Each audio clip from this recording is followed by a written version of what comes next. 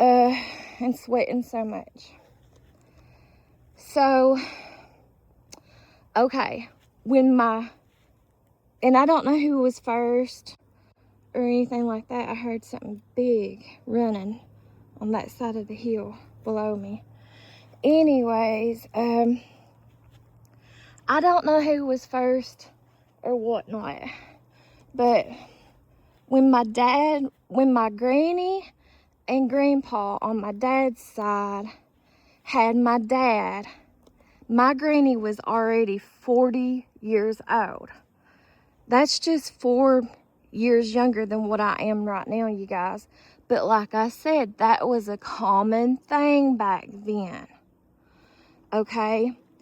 After she had my dad, it was 1 year after, I guess, because she was 41 years old when she had my uncle.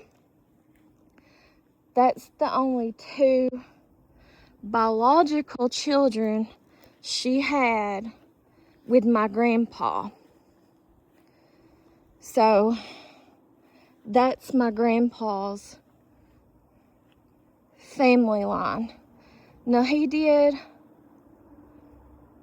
things were different, guys, and I don't really want to get into that in all this video, but I'll just say, for instance, yes, in my grandpa's time period, and it was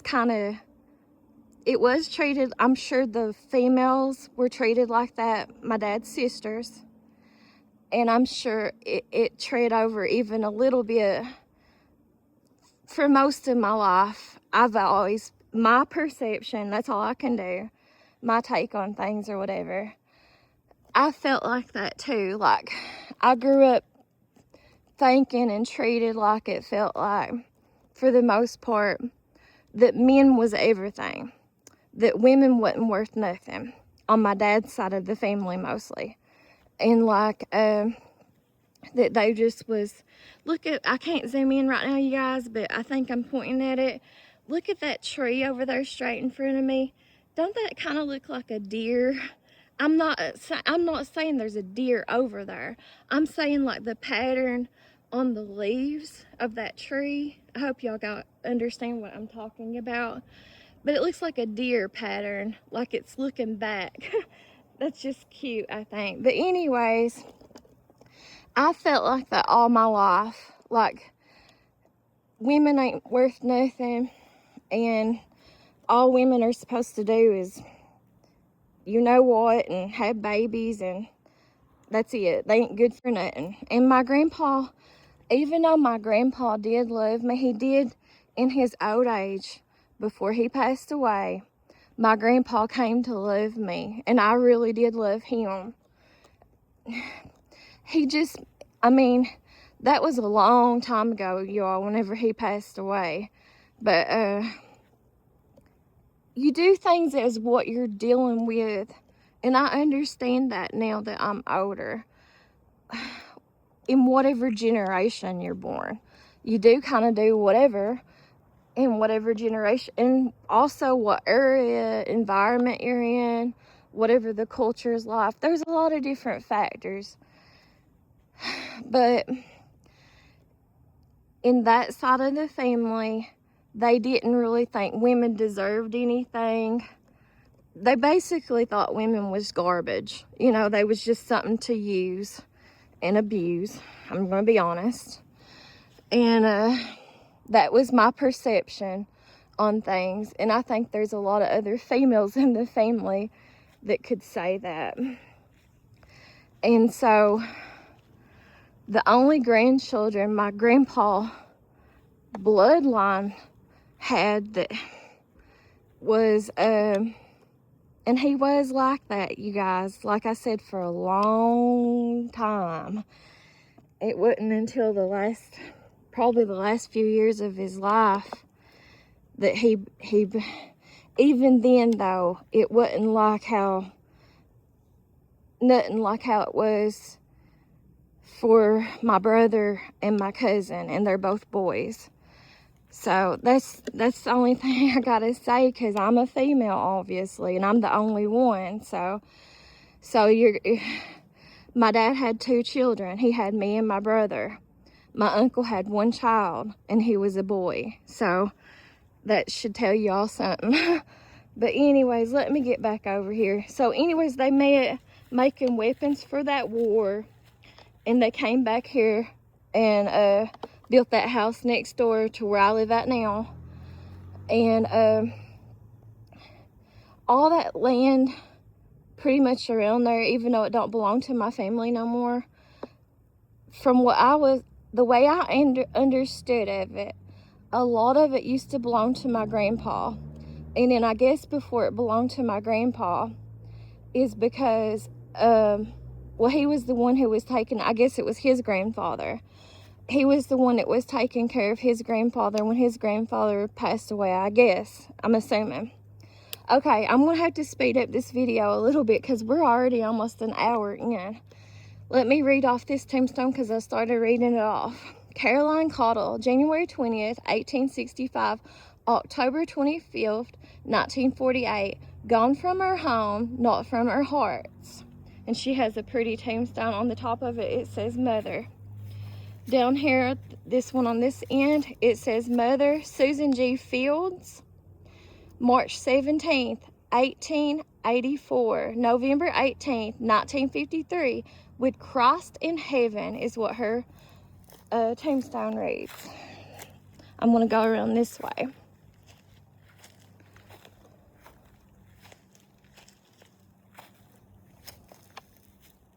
Okay, I can't read either the top or the bottom completely, but I'm going to read the bottom the best I can. This says Oakley Adams, Kentucky. He must have been in a war or service or something. I think PV, I think T, I think that means like private or something. Or it might be an address. I don't really know what that means, you guys. I can't make it out completely. But his headstone is really cute. It's got like a picture, it's supposed to be Jesus on it. I can't really go in between these around here. Oops, I'm walking. I'm so sorry. I didn't mean to do that.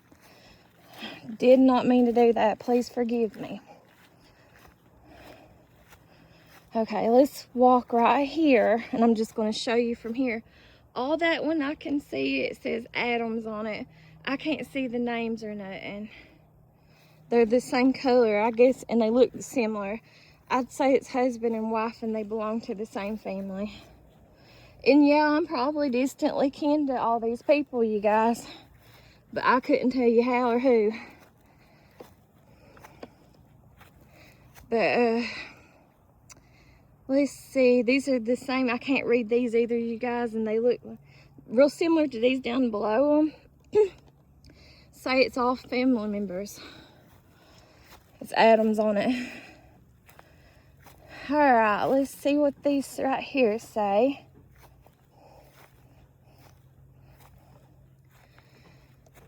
All I can make out is what I'm going to read to you guys. These are all probably babies too, or children. Anthony W. I think it says Adams in front of it. Anderson D. Adams. And Martha E. Adams is all I can make out. This hill is getting steeper. I don't know what these tombstones are right here. It has a big letter A on it. Just looks like a big rock. See that? With a big letter A. I'm sure it's for Adams. And yeah, I have often wondered, you guys, to be honest about it. I have often wondered in my life if Adams, the last name Adams, I don't know where it comes from. But I have often wondered. That's pretty the way those trees are wrapped around each other, hugging up, loving on each other. Anyways, I have often wondered if the last name Adams does come from the Bible. I don't know. I can't get over there and I don't want to step on it. but there's a marker on the other side. I'll show you this one. This is a new last name for us to be reading, and I'm not real familiar with it around here. Stewart. But I'm sure that all these last names are kin to each other too, you guys, from being in the same cemetery or graveyard. Stewart, and I guess his name was Critty. That's a funny name to have. Critty, July 15th, 1915, January 24th, 1996. I'm sure when people think of my name or the way I talk, they probably think it's funny too. Whatever. And okay, Hattie, I guess that was his wife. And it's Hattie H, January 27th, 1917, August 9th, 2000. Wow, that's a long time. Wow, on both of those. That's a long time. Gosh, they were blessed to live that long. That seems like a long time. I'm not good at numbers. I'm not good at math. I'm dyslexic in that area, you guys. So, but it seems like a long time. Okay, this one right here, that's a old looking tombstone. I can't really read it. All I can make out is May is, I think it said May Ison or Ison, which would make sense because Ison, Kentucky is just up the road from us, about a mile from where I live. And there is a lot of Ison families out in Ison, Kentucky. So that probably is what that says. And it says June 25th, 1896, I think. February 24th, 1820. Does that don't make sense. So I'm not able to read out what it says. I'm sorry, you all. And there's a fly trying to go in my face. I've got sweat pouring all over me. I'm just going to step right here because I can't step all over this. There's graves all along this line right here. I'll just try to read you. I can't make those out. These just look like rock tombstones to me. This one here, it's probably a baby.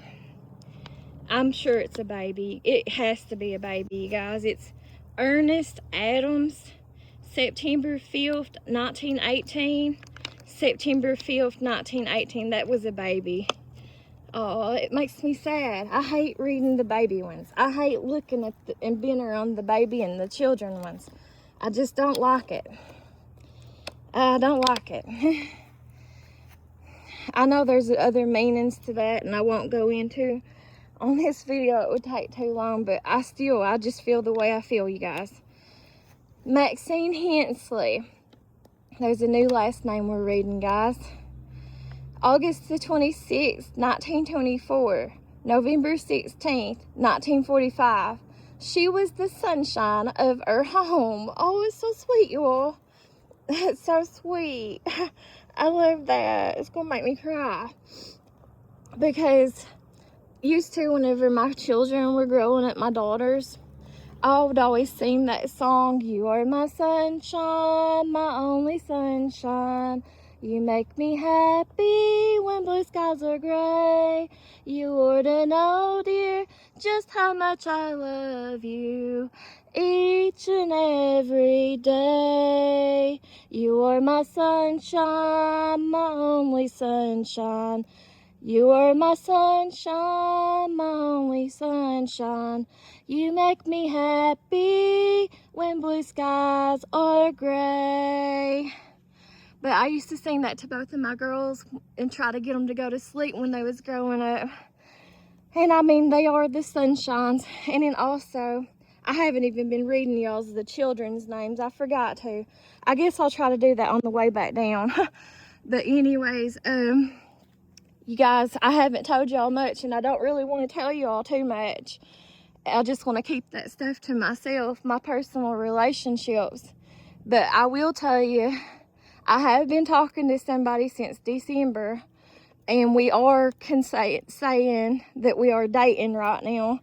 And I've always called him my sunshine too. So that's why it's like sentimental for me. I tell him that all the time, that he's my sunshine, because he makes me happy, and he's like a positive to all my negatives, because naturally I'm more so a negative person, but I try to be more positive and stuff, especially with my YouTube channel. And then also where he lives at, it just fits for him. So I call him my sunshine all the time. So I love that. All right, let's move on. So this one here is probably another baby. And I think it says, it's got a little lamb on top. It's a cute little gravestone or whatever, tombstone. Henny Hensley, December 14th, 1920, October 14th, 1922. Darling, we miss you. That's sweet. All right, let's move down around here so I can read these others.